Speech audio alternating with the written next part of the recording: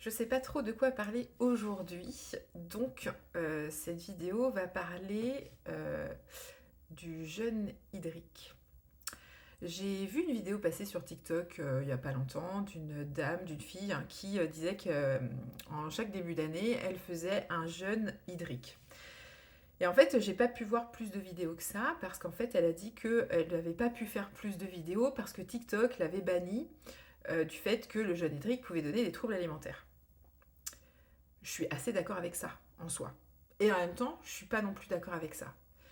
Dans le sens où j'ai l'impression que ma pensée, elle a évolué par rapport à ce qui va déclencher des TCA chez certains.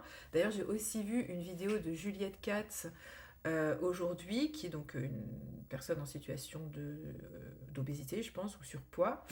En tout cas, elle veut perdre du poids. Et elle expliquait son rapport au corps, que c'est compliqué d'être gros, bien sûr, évidemment que c'est compliqué d'être gros. Et qu'en fait, elle n'arrive pas à accepter cette situation, qu'elle aimerait bien l'accepter, mais qu'elle n'arrive pas. Et j'ai envie de dire, c'est ok en vrai. Et tout ça m'a fait beaucoup réfléchir sur la question, parce que dans les commentaires, il y a beaucoup de gens qui lui ont dit que en ce moment, elle fait beaucoup de sport. Alors, je ne savais pas, mais elle prend aussi du Wegovy ou du Mounjaro qui l'aide dans sa perte de poids. Certains l'accusaient de ne pas être honnête, alors que d'autres en avaient entendu parler. Et puis surtout, il y en a plein qui lui disaient, un jour elle avait posé la question de j'aimerais bien faire un avant-après, mais je sais pas trop si je dois le faire ou pas. Et beaucoup de gens, beaucoup de gros, du coup, lui avaient dit non, ne fais pas d'avant-après, parce que moi, ça me trigger. Dans le sens où ça ravive des mémoires, enfin, ça renvoie des trucs en fait. C'est grossophobe, genre. Il y a des gens qui disaient ça, c'est grossophobe. Je comprends pourquoi les gens le disent, parce qu'en fait, quand quelqu'un est gros et prône l'acceptation de soi, on a du mal à accepter quand cette personne perd du poids. C'est le cas de Lizzo, je ne sais pas si vous voyez qui c'est une chanteuse qui était donc très grosse, qui a fait une perte de poids, ou Meghan Trainor qui chantait une chanson sur le body positive et elle s'accepte avec ses formes, et qui a perdu du poids certainement parce qu'elle prend du Wegovy, et les gens disaient ah bah d'accord, donc elle dit que c'est bien d'être grosse, et puis en fait maintenant elle perd du poids. Mais il faut quand même faire la distinction entre j'accepte d'être grosse, mais j'ai quand même l'espoir que ça change. Enfin, il faut pas croire que les gens qui sont gros ont forcément envie d'être tout le temps gros. Des fois, c'est pas par choix. Donc oui, on fait un travail d'acceptation là-dessus, mais ça veut pas dire qu'on veut régler cette problématique.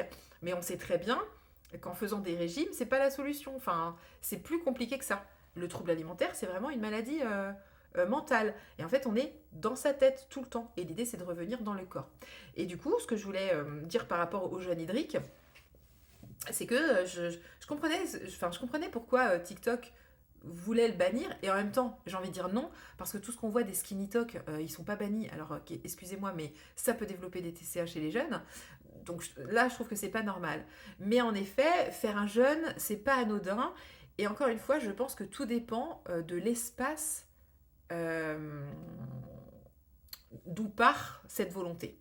C'est-à-dire que si je suis grosse et que je suis malheureuse d'être grosse et que je décide de faire un jeûne hydrique pour perdre du poids, ça peut me développer des TCA. En revanche, si je veux faire un jeûne hydrique parce que j'ai la sensation que je mange pas très bien et que j'ai vraiment envie de mieux manger et que dans mon corps, mon ressenti il est pas bon, je sens qu'il y a quelque chose à nettoyer et que je vais faire un jeûne hydrique où là je vais faire attention à ce qui se passe dans mon corps sans me préoccuper de la perte de poids, où vraiment je vais être dans le ressenti de ce que m'apporte ce jeûne. Et à la base, le jeûne, c'est ça hein, quand même. Hein, c'est ressentir comment on se sent en privation de nourriture et prendre conscience des bienfaits en fait de se nourrir et de la chance aussi qu'on a de se nourrir.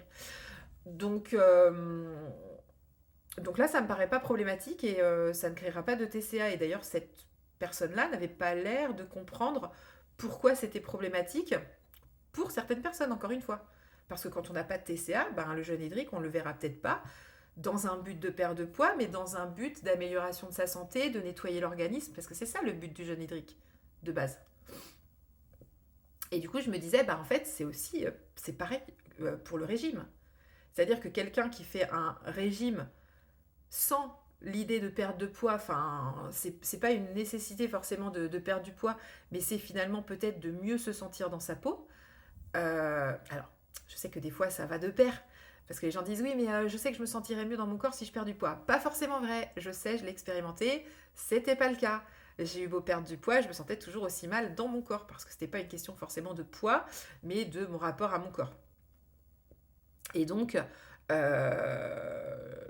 pense qu'il y a, voilà, il faut vraiment faire ce genre de choses quand on est connecté à son corps. Et encore une fois, il y a des gens pour qui c'est compliqué. Et moi, ça a été le cas pendant longtemps. C'est pour ça que j'ai fait ce nettoyage énergétique là, hein, ce nettoyage émotionnel et qu'on a travaillé aussi en hypnose pour me reconnecter à mon corps parce que j'étais complètement déconnectée. D'ailleurs, j'ai eu mon rendez-vous aujourd'hui.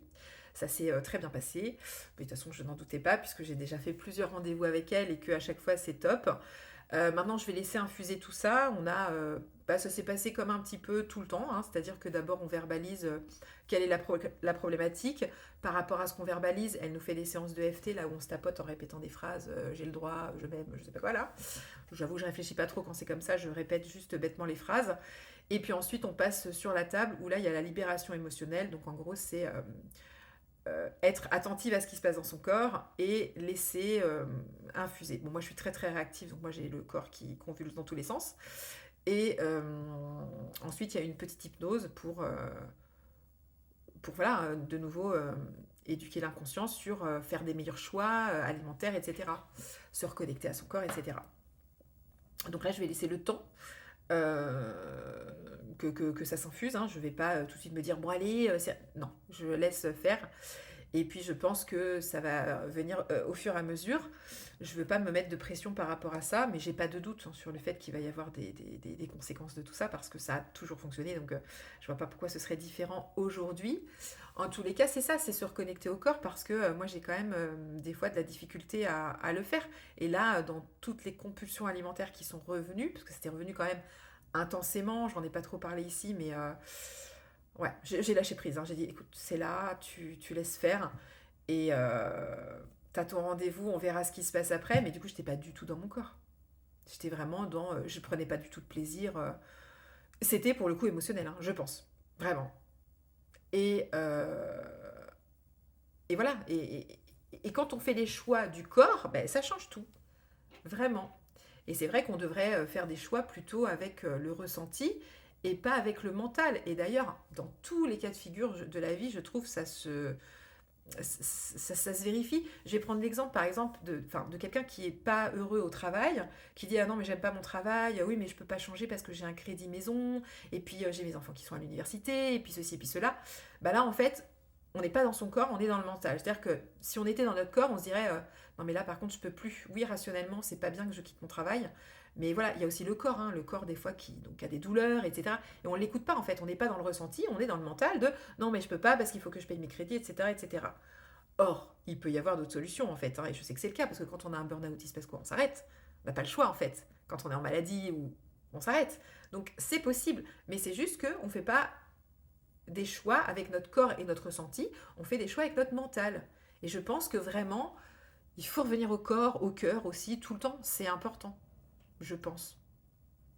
Voilà, c'était la réflexion du soir. Dites-moi ce que si ça vous parle, est-ce que ça vous fait penser à, est-ce que vous vous retrouvez là-dedans, est-ce que ça vous amène une réflexion Voilà, je me posais la question aussi, est-ce que ça vous intéresserait que je fasse des lives?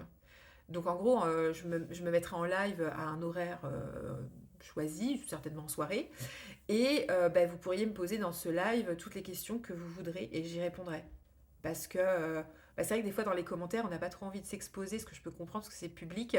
Et c'est vrai que du coup, bah, c'est beaucoup plus facile lors d'un live. Les questions, on ne dit pas qui les pose.